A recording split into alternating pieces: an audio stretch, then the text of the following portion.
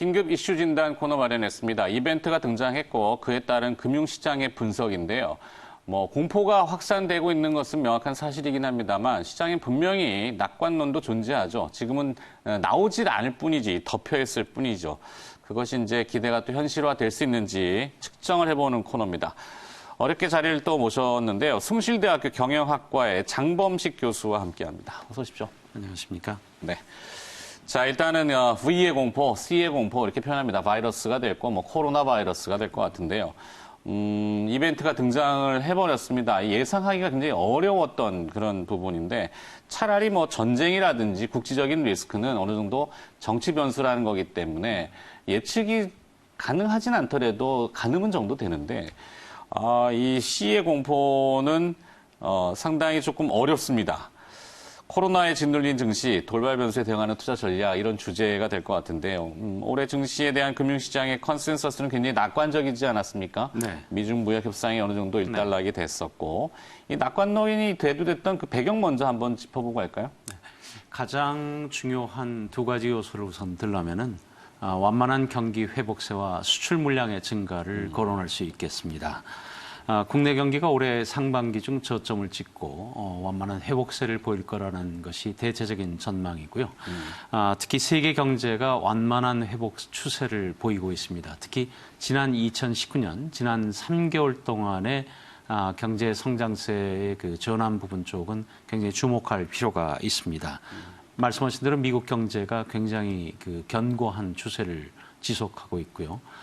특히 미중 무역 분쟁 1차 해결 등이 2020년도에 굉장히 긍정적인 요소로 작용할 것으로 보고 있습니다.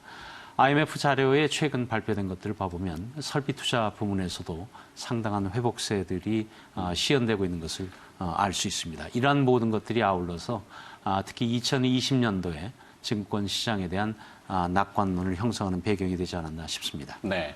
자, 이게 그 코로나 바이러스라고 하는 돌발적인 변수가 등장하기 전까지는 그런대로 실물 지표가 저점을 좀 형성하고 그래도 이렇게 회복되는 기미들이 포착이 됐었어요. 그래서 낙관론이 싹 퍼지는 분위기였는데 가장 빠르다고 하는 미국 증시가 먼저 움직였고 근데 이제 속도 자체가 조금 너무 빨랐다. 그래서 좀 조정이 필요하다, 쉬어가야 된다, 이런 이야기들도 논란이 됐을 당시 이게 공교롭게 좀 타이밍이 좀 그런데요. 어떨까요? 뉴욕 증시는 아무래도 조금 조정을 좀 받아야 되는 입장일까요? 이미 지금 발생한 이벤트 자체를 없는 것처럼 치부할 수는 없습니다. 지금 네. 현재 전 세계 시장들이 이 부분에 대한 반영을 하고 있지만 좀 더 냉정하게 생각을 해보면 지금 현재 우한 폐렴으로 지금 나타나고 있는 전반적인 시장의 그 반응들이 우리 한국 경제의 기본적인 구조를 갖다가 변경했거나 전반적인 세계 경제의 모든 것들을 변경할 정도로 그 부분이 어떤 큰 영향을 줄 것이라고 중장기적으로 생각지 않습니다. 그리고 모두 말씀하신 대로 지금 중국 정부가 이 부분에 대해서 기민하게 지금 대처를 하고 있고 과거 사스나 메르스 사태에 비해 보면 우리 정부는 물론이요, 중국 정부도 과거에 비해서는 한층 더 그 대응 속도라든가 투명성 정도에서 나타나고 있기 때문에 이런 부분 쪽은 조금 시간을 두면서 가능한 한 빨리 수습될 수 있기를 희망을 하고 있고요. 미국 증시 쪽의 어떤 신고가 행진이라든가 이런 부분 쪽들은 사실은 하루아침에 이루어진 부분들은 아니고요. 네. 어떻게 보면 장기적인 저금리 현상이 지속되면서 자산 부분, 특히 주식 채권 시장의 견조한 상승세가 부동산을 포함한 대체 투자 영역에서까지도 지난 몇 년간 쭉 진행되어 왔었기 때문에 이 부분들은 어떻게 보면 신고가라는 어떤 그런 부분보다는 앞으로 지금 작년 4분기 이후에 진행되는 전반적인 세계 경제의 어떤 그런 회복 추세에 비추어 볼 때 앞으로도 좀 지켜볼 그런 부분이라고 생각을 하고 있습니다. 네. 자, 이 리스크 이벤트가 등장하니까 아이러니하게도 미국의 이제 10년 만기 국채 금리가 오히려 급락을 했어요. 채권 가격이 올라가면서 지금 1.6% 10년물 기준으로 떨어졌더라고요. 네. 그러니까 저금리 기조가 아직도 이제 시장을 또 받칠 수 있는 분위기가 될 수 있지 않나 이런 생각인데 네. 물론 정책 금리는 또 다른 얘기가 될 것 같고요. 네. 자, 미국과 중국의 무역 갈등이 일단 한 달락 봉합이 됐는데 네. 교역량이 이제 증가하느냐의 여부잖아요. 물론 네. 약간 질병 관련돼서 사람을 교육하는 건 아니니까 물량에 대해서는 큰 영향은 아직 없을 것 같긴 한데 네. 어떨까요? 트럼프 대통령은 이 질병에 대해서는 아직 언급이 없습니다. 네. 기본적인 그 현재 이벤트에도 불구하고 지난 1월에 이번에 지난주에 그 발표되었었던 미중 무역 분쟁의 1차 합의 내용은 대단히 긍정적인 내용을 가지고 있습니다. 네. 지금 전 세계에서 2003년도 그리고 글로벌 금융위기가 일어났었던 시기하고 달리 전체 중국 경제가 전 세계 차지하는 비중은 약 한 16.3% 정도 지금 되고 있습니다. 미중 무역 분쟁 1차 합의 결과가 그 함의하고 있는 내용은 상당히 중요합니다. 우선 대선을 앞둔 미국 그리고 양국 정부 지도자들의 그 정치 경제적인 타협 결과가 반영된 거 아니겠습니까? 대선을 앞둔 상태에서 트럼프 정부에게 굉장히 중요했던 것은 중서부 지역에 있어서의 농업 부분 쪽에 있어서 특히 콩, 옥수수 이런 그런 부분들의 대중 수출을 대폭 확대하는 내용들이 담겨져 있습니다.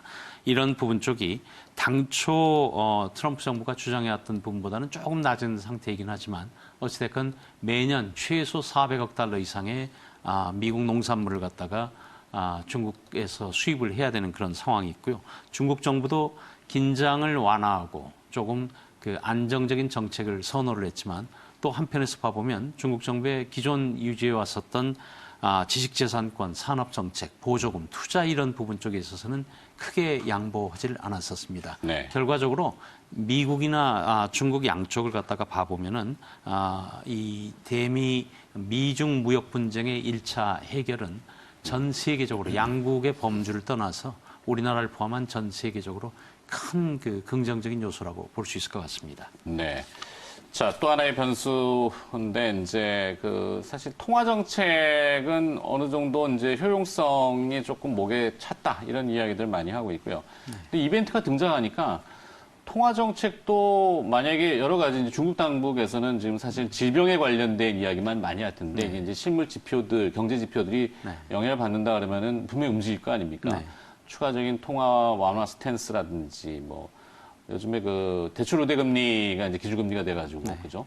그 금리를 또 조절한다든지 아니면은 통화를 더 공급한다든지 아니면 거기에 뒤이어서 이제 재정 정책까지도 순환될 수 있는 부분이 있는데 어떨까요? 재정 정책 카드는 아직 등장은 하지 않았습니다만 분명히 존재하는 거 아니겠습니까? 그렇습니다.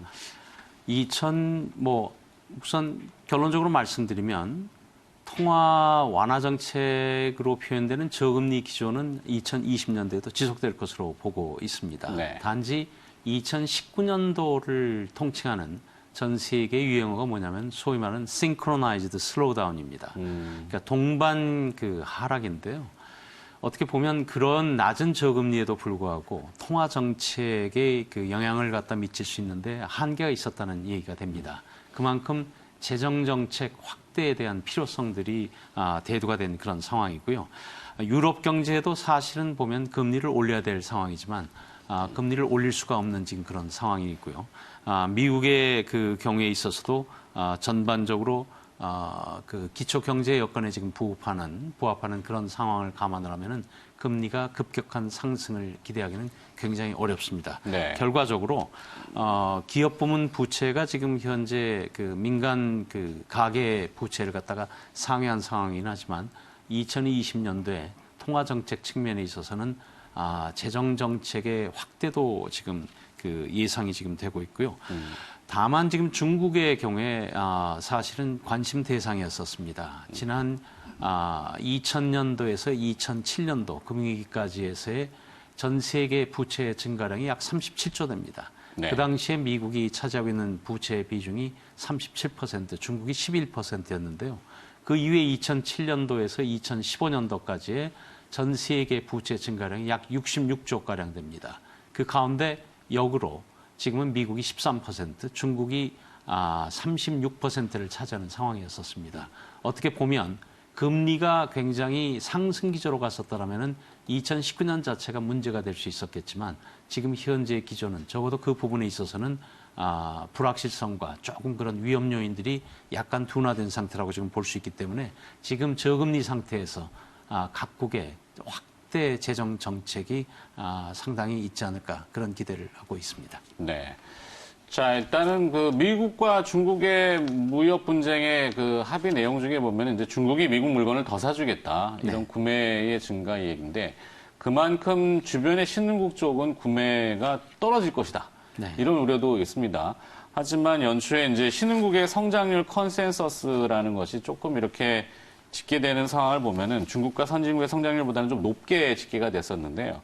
그것이 아직까지도 유효할지, 또 이런 이벤트가 등장하면 사실 성장률이 떨어질까봐 지금 제일 우려하는 거 아니겠습니까? 네, 네. 신흥국 부문의 경제 성장세는 사실 2020년도에 가장 기대되는 부분이기도 합니다. 네. 2019년도에 중국과 신흥국의 경제 성장률이 당초 기대에 미치지 못했던 것이 사실이지만 최근 발표된 IMF 세계 경제 전망에서 보듯이 2020년도에 4.4% 그리고 2021년도에 4.6%를 예상을 하고 있습니다. 신흥국 성장률은 사실 그 동유럽, 러시아, 남미, 중동, 아프리카 모든 그 전 세계에 걸쳐서 견조한 상승세가 2020년도에 있을 것으로 예상을 하고 있습니다. 우리가 주목해야 될 사실은 중국, 인도를 비롯한 아시아 지역에서 강한 성장세를 견인할 것으로 보고 있습니다. 실제적으로 IMF 그 보고에 따르면은 전 세계 경제 성장을 견인하는 부분 가운데서 아시아가 차지하는 비중이 약 70%가량 됩니다. 중국이 39%, 인도가 16.2%, 그리고 아세안 10개국이 9.6%, 한국이 차지하는 비중이 많이 낮아져서 1.1%고 다른 나라들이 한 1.5% 되는데요. 이런 부분 쪽에서 보면은 최근에 체결된 미중 무역 협상 그 1차 체결이 중장기적으로 여러 문제점과 지금 이벤트에도 불구하고 전 세계 경제 성장을 견인하는 중요한 역할을 2020년대는 그 아시아를 포함한 신흥국에서 많이 있을 것으로 지금 예상을 하고 있습니다. 네. 자, 우리나라의 작년 경제 성장률이 10년 만에 최저치 2.0%를 기록했습니다. 네. 올해는 아무래도 좀 기저 효과가 좀 있을 수 있을까요? 기저 효과가 있습니다. 그러나 기저 효과 못지않게 우리의 지금 경제 모두 말씀드린 대로 그 완만한 지금 경제 그 회복 속도 그리고 수출 물량이 증가되고 있는 것은 굉장히 고무적인 지금 사실인데요. 다만 소비 회복 그 지연과 건설 투자 부진이 조금 약간 걱정은 되고 있습니다. 그러나 그럼에도 불구하고 민간 소비가 2020년대 큰 폭으로 하락하기보다는 정부가 추진하고 있는 여러 경제 정책들에 힘입어서 완만하게나마 회복될 가능성이 있습니다. 특히 금년도 예산에 반영된 소득 여건 확충 노력이라든가 그다음에 저물가로 일어난 실질 구매력 증대 그리고 소매 판매의 선행 지표가 되고 있는 소비자 심리도 2019년 8월부터 꾸준히 증가 추세를 보이고 있기 때문에 기저 효과와 더불어서 2020년도에 한국 경제는 2019년도에 비해서 완만한 그런 회복세를 보일 것으로 예상을 하고 있습니다. 네. 자, 우리가 흔히 시험 말로 이제 위기라는 것은 위험과 기회가 공존한다고도 표현을 하는데요. 2020년도 증시 새해 벽도부터 여러 가지 이벤트가 있었습니다만 구정 연휴를 지나고 나니까 또 질병 관련 이벤트가 등장을 해가지고요. 올해 증시 과연 기대할 수 있는 그런 부분이 좀 있을까요? 이거 뭐 장기적으로 보면 분명히 있을 것 같긴 한데. 네. 저는 조심스럽지만 낙관적으로 보고 있습니다. 네, 좋습니다. 상반기 중 저점을 회복을 하면서 수익률도 개선이 있을 것 같고요. 그다음에 외국인 자금도 상당한 유입이 있을 것으로 예상을 하고 있습니다. 대내외적인 경제 여건들이 다 좋습니다. 단순한 지금 현재 이벤트가 발생을 하긴 했지만 대외적으로 미국 경제 확장기가 지속이 지금 되고 있고요. 1차 합의에도 불구하고 약간 미중 무역 분쟁은 조금 지켜볼 필요는 있습니다. 그러나 전반적인 그 대내외적인 그런 경제 여건들이 좋아지는 상황 속에서 우리 그 증시도 금년 2020년도에는 2019년 대비 상당한 회복이 있을 것으로 예견을 하고 있습니다. 네. 자, 긴급 이슈 진단, 이벤트가 나왔습니다만은 펀더멘탈에 근거한 증시 전망을 다시 들어봤고요. 숭실대학교 경영학과의 장범식 교수가 수고해 주셨습니다. 고맙습니다. 감사합니다.